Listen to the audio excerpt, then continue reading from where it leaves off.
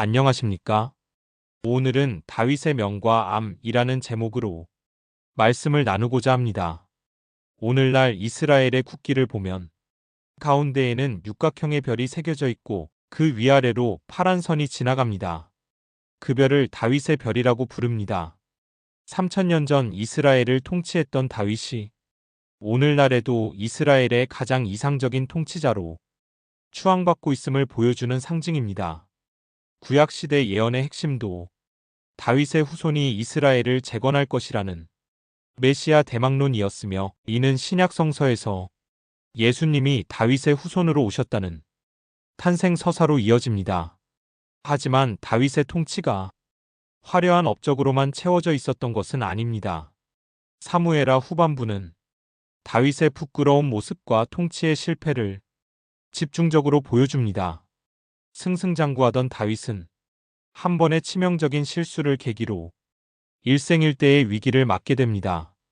바로 다윗과 밧세바 사건입니다.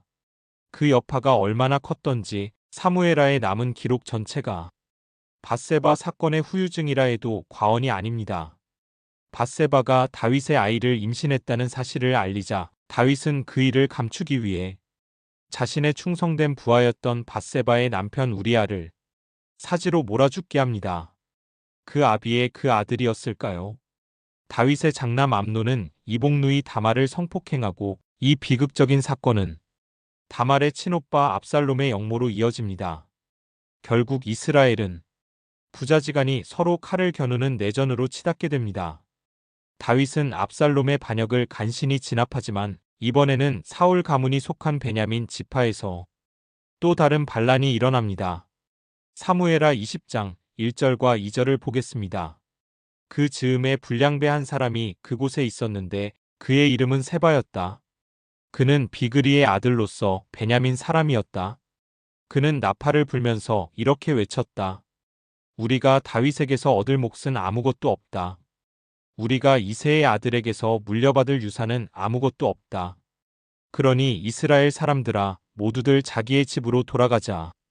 이 말을 들은 온 이스라엘 사람은 다윗을 버리고 비그리의 아들 세바를 따라갔다. 그러나 유다 사람은 요단강에서 예루살렘에 이르기까지 줄곧 자기들의 왕을 따랐다.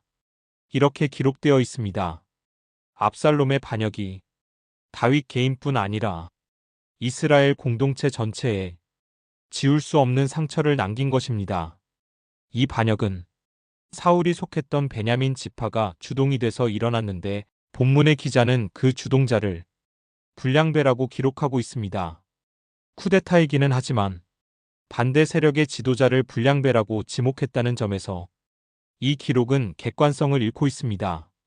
장차 이스라엘이 분열될 조짐이 이렇게 다윗의 통치 후반기에서부터 불거지고 있었습니다.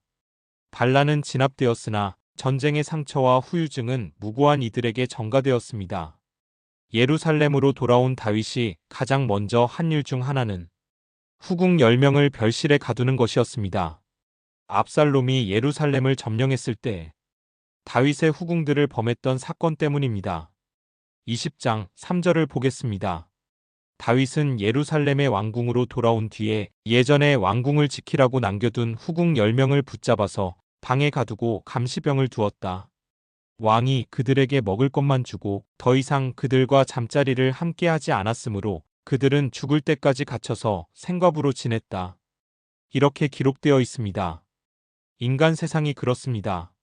죄는 힘 있는 사람들이 짓고 그 피해는 소시민들이 당하게 되지요.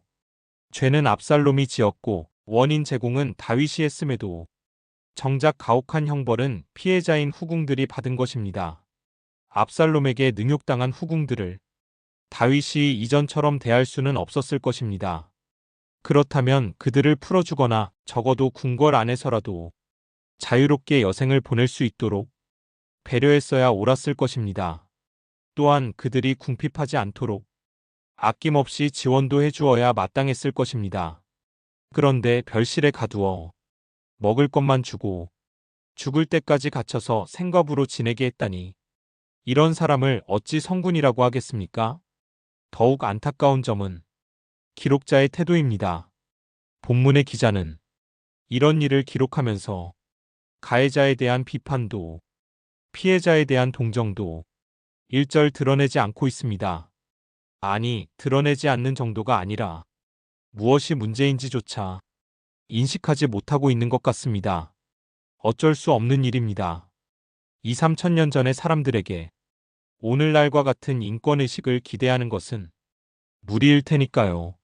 하지만 오늘날의 설교자들마저 성경에 기록되었다는 이유만으로 다윗의 비겁함을 묵인하거나 비판 없이 수용하는 것은 참으로 통탄할 일입니다. 이는 부끄러워해야 할 일이며 반드시 바로잡아야 할 왜곡입니다. 우리가 이렇게 성경을 비판적으로 읽고 묵상하는 이유가 바로 여기에 있습니다. 오늘은 여기까지 하겠습니다. 고맙습니다.